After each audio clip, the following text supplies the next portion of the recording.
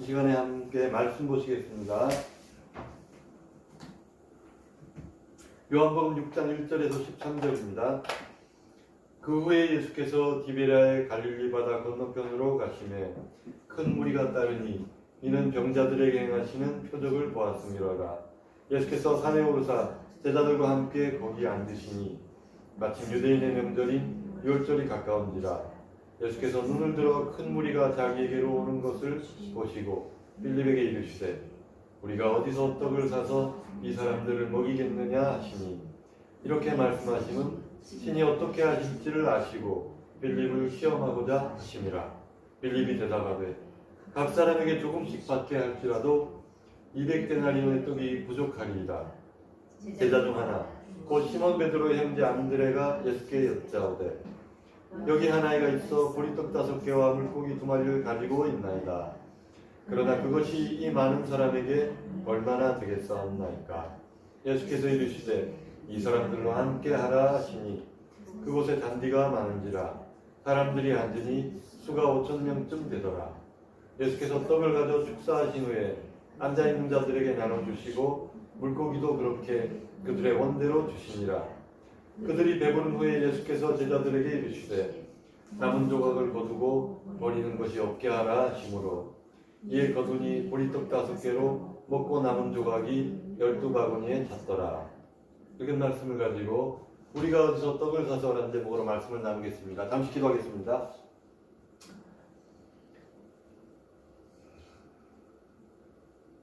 주님, 저희들은 가진 것이 없습니다. 세상의 학문도, 재물도, 건강도 우리의 것이 아님을 압니다. 주님 앞에 올려드리는 우리의 삶을 긍휼히 보시고 주의 은혜와 자비로 덧입혀 주시고 깨닫는 마음과 주님을 아는 마음을 허락하여 주시옵소서. 하늘의 은혜의 선물을 풍성히 부어 주시옵소서. 예수님 이름으로 기도합니다. 아멘.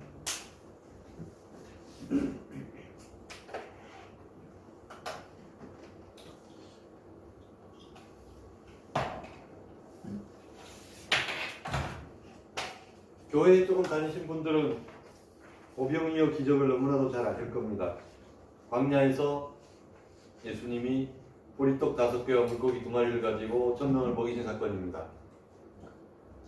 여기서 한 아이가 보리떡 5개와 물고기 2마리를 자기 것을 내어드립니다.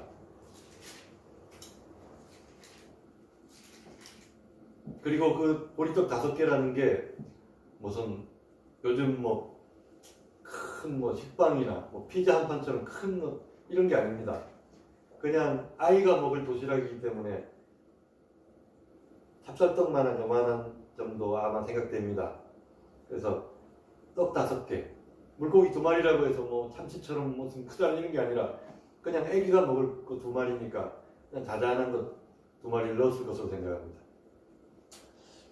그러면서 안드레가 그걸 갖다 드립니다. 예수님께. 이게 있긴 있는데 이게 얼마나 될까요? 이렇게 말합니다. 그냥 어른 한 사람 먹기에도 모자랍니다. 아이들 도시락이니까.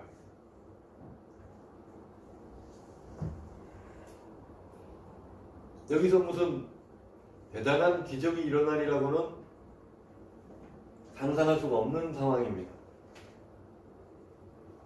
우리가 성경을 읽을 때 그분 전지적 작가 시점이라고 그러죠. 내용을 다 알아요. 결말도 압니다. 예수님 5,000명 먹을 것도 알고 축사하시는 것도 알고 다 압니다. 그래서 너무나도 그게 당연하게 받아들여지는 것. 그리고 우리의 생활에서는 그게 그렇게 와닿지 않는 것. 예를 들면 그렇습니다. 200데나리온의 떡이다.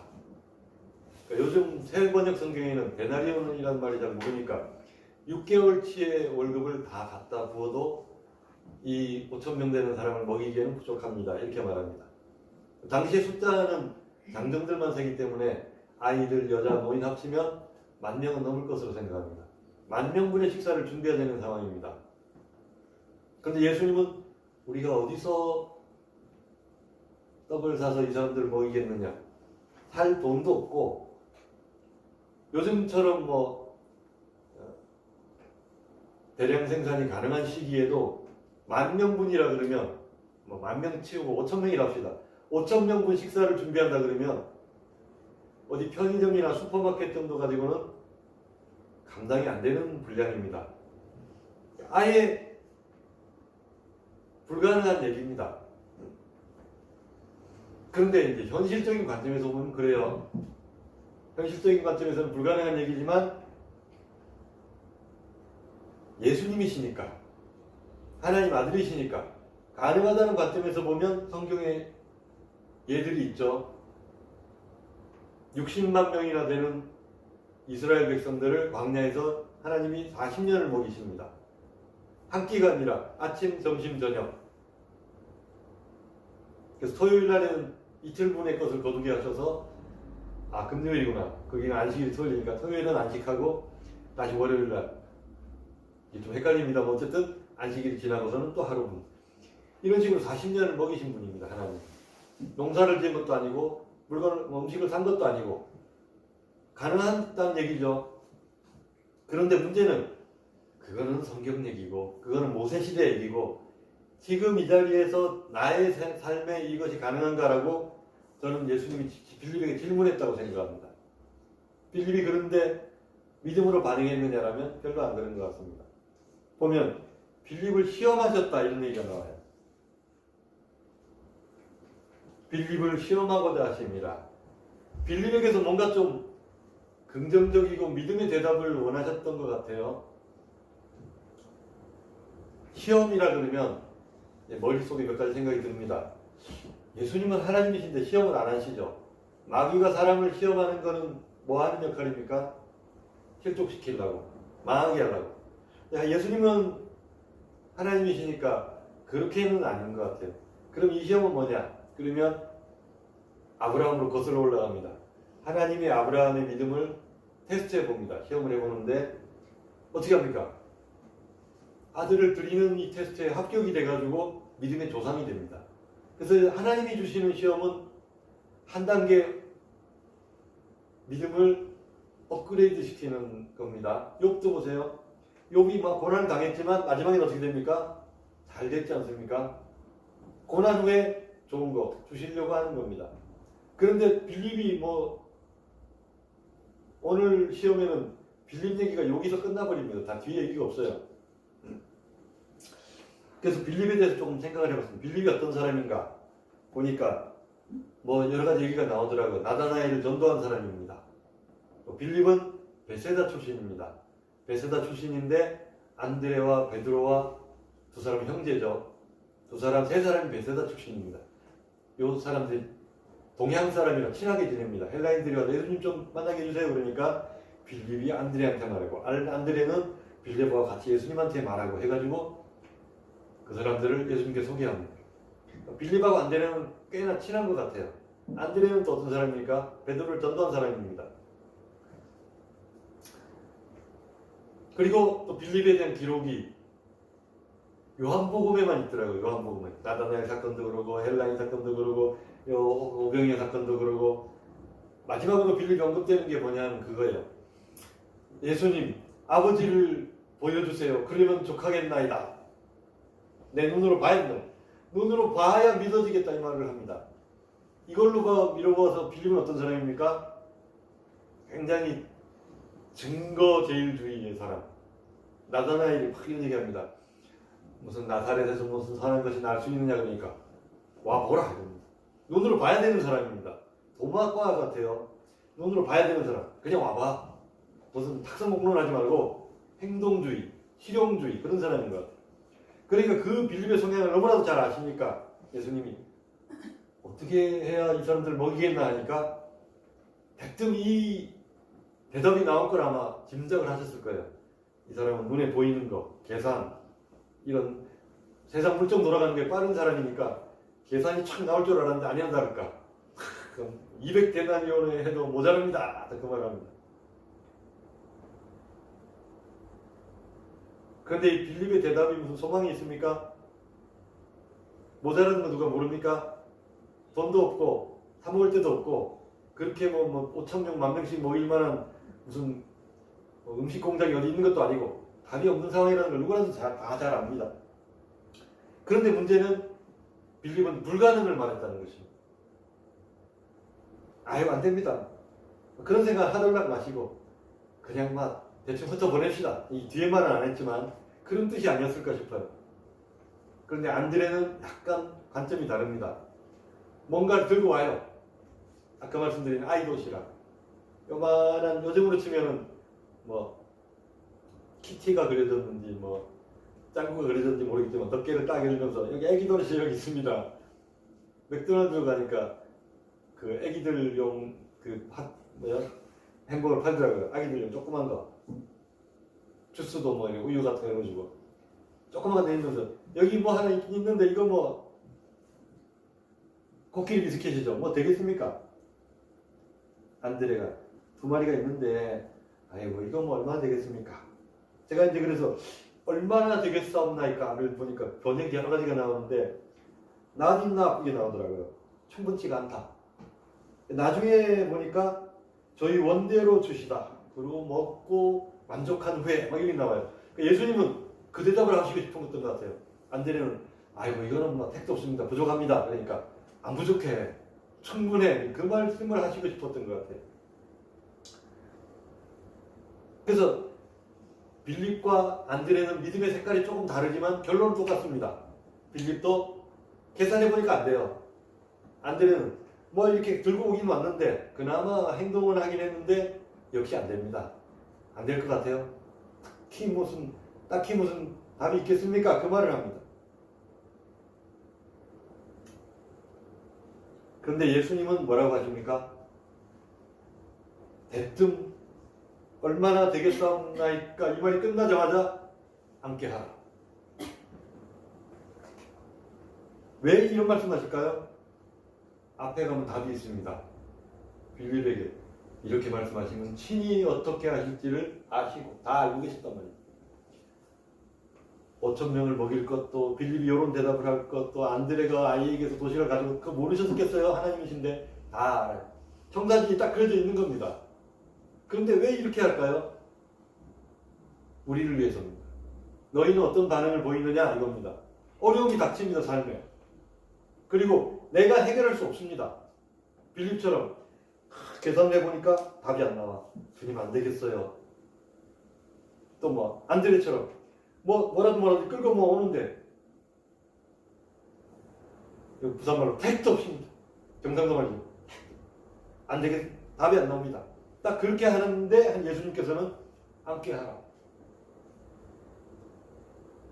우리에게는 답이 없는데 주님께는 답이 있다는 말입니다. 우리는 답을 모르는데 주님은 답을 알고 계시단 말입니다. 우리는 준비된 게 없는데 주님은 준비하고 계시단 말입니다. 무엇으로? 하늘의 것으로. 그거 하신다고 우리를 지금까지 이끌어 어디로? 광야로. 왜 예루살렘이나 저작거리에서 이런 말씀 안 하시고 광야로 했을까요? 뭔가 가능성이 있는 곳에서는 그걸 바라본단 말입니다. 아 그러면 지금 3시니까 나가서 다 사먹고 6시에 집합하도록 하죠. 그리고 조금 찬양 부르다가 7시에 저녁 집회 시작합시다. 보통 이렇게 돼야 되는데 광야는 아무것도 없어요. 갈 수도 없고 가도 없고 돈도 없고 가게도 없고 아무것도 없는 데서 주님이 이렇게 말씀하셔요. 비로소 삶의 신앙의 마음 깊숙한 곳에 있는 본색이 드러난단 말입니다. 빌립은 머리 막 쓰고 안드레는 갔다 온데 별로 이겁니다. 그래서 오늘 나는 어디에 속해 있는지를 보셔야 합니다. 대체로 그 앞에 빌립과 안드레 쪽이겠죠. 예수님 쪽에 속한 사람은 신앙이 정말 깊은 사람, 기도 많이 하는 사람이겠죠. 그런데 기도 많이 해도 의심이 생깁니다. 지난 금요일날 막 가서 우리 찬양을 드리는데 기도할 수 있는데 왜 걱정하십니까? 속으로 기도는 해도 걱정은 되죠. 기도하면서 왜 염려하십니까? 기도를 해도 염려는 되지. 그게 사람 마음인 것 같아요. 그러니까 그런 어쩔 수 없는 우리의 한계, 그 한계에 맞닥뜨리게 하신 것이 광야의 사건이라고 저는 생각합니다. 광야에서 인간의 한계를 맛보게 하시는 겁니다. 내가 더 이상 뭘 어떻게 할 수 없다는 그 벽에 부딪히게 하신 것이 예수님의 빌립을 향한 질문이신 것입니다. 그래서 이 시험은 무슨 시험입니까? 너 어쩔 수 없으니까 이제 포기해라, 멸망해라, 절망해라. 그 말이 아닙니다. 그 어쩔 수 없는 한계에서 그 한계를 뛰어넘는 하늘의 비밀을 보여주시려고. 내 힘을 어떻게 못하니까. 내가 어떻게 해봐도 몸부림쳐봐도 안 되니까. 그때 하나님께서 역사하시도록 그거를 보여주시려고 시험. 이 시험은 어떤 시험입니까? 불가능에서 가능으로. 땅의 것을 바라보는 관점에서 하늘의 것을 바라보는 관점으로. 내 능력과 계산과 내 자원을 바라보는 관점에서 하늘의 자원, 하나님의 능력, 그 하나님을 바라보는 관점으로 시선을 전환시켜주는 겁니다.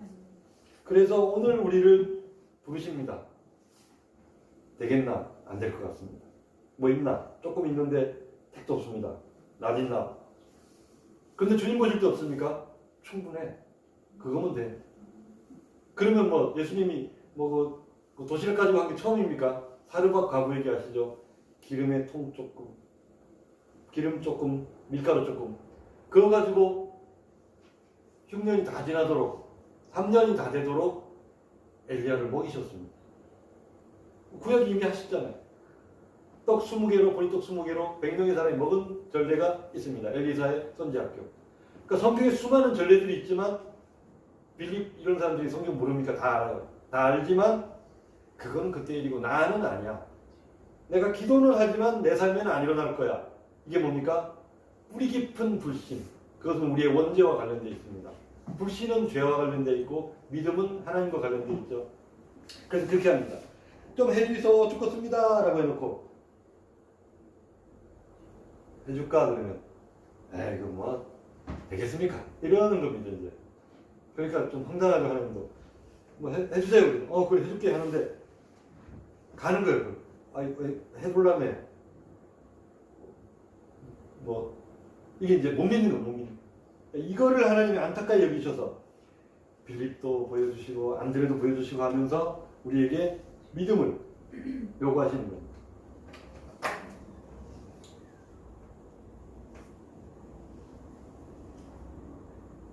그 다음에 예수님이 하신 일이 뭔가 하면 사람들을 다 앉게 한 후에 그 보리떡을 떼가지고 하늘을 향해서 기도하십니다. 축사하십니다.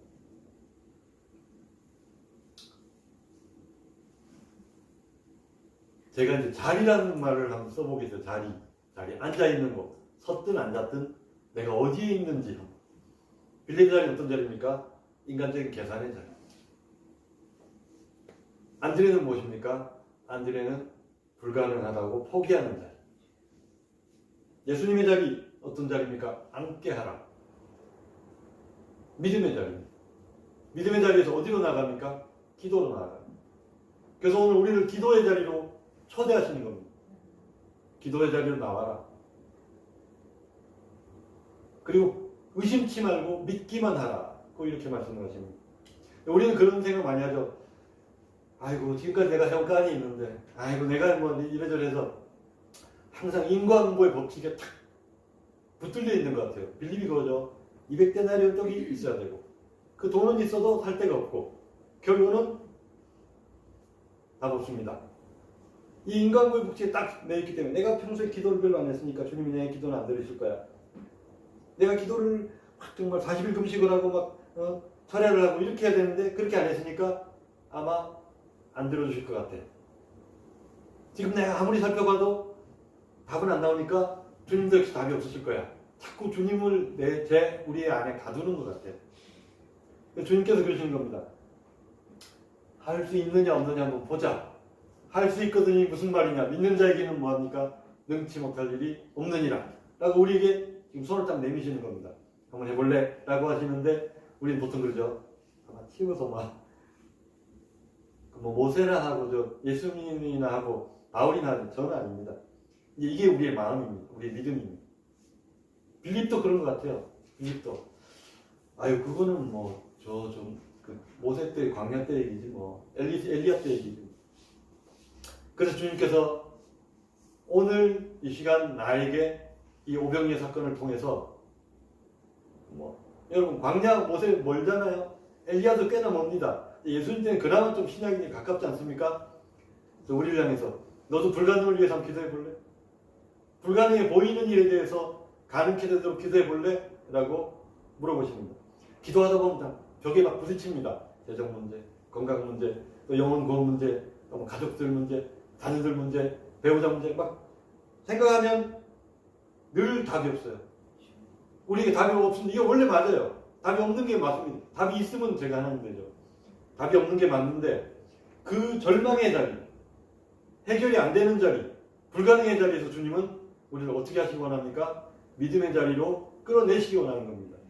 그래서 믿음의 자리에서 기도하라고 한번 해보자고. 오늘 제목이 이겁니다. 우리가 어디서 떡을 사서. 내가라고 안 하셨습니다. 내가 떡을 사가지고 이 사람 좀 먹이고 싶다 이게 아닙니다. 빌립 보고. 여기서 주인공은 예수님이 혼자가 아니고 빌립과 둘입니다. 안드레에게도 말하신 게 아닙니다. 정작 일은 안드레가 있는데 빌립 보고. 안 된다 말하는 빌립 보고. 우리가 오늘 시간 여행을 한번 해보자 이겁니다. 빌립의 속에 우리가 타임머신을 타고 슝 들어가서 빌립의 마음자리에 딱 앉아서 나 눈을 보고 말씀하시는 주님을 바라보세요. 주님이 그러시는 겁니다. 우리가 어디서 떡을 사겠느냐 이렇게 물어보면 다른 대답을 해야죠 이제. 아 그거는 안 될 일입니다 이게 아니고 주님은 능치 못하시는 것이 없는데 이 불쌍한 백성들을 먹여주십시오.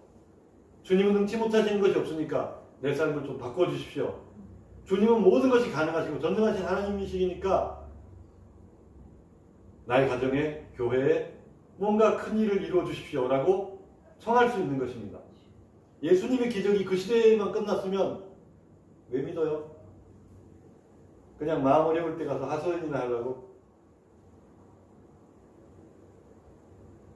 뭔가가 일어나도록 기도해야 되는 그것이 생명력이 아니겠습니까? 주님은 자기가 생명이라고 하셨고 내가 길이다 라고 하셨습니다. 그래서 이 길로 오너라고 했습니다.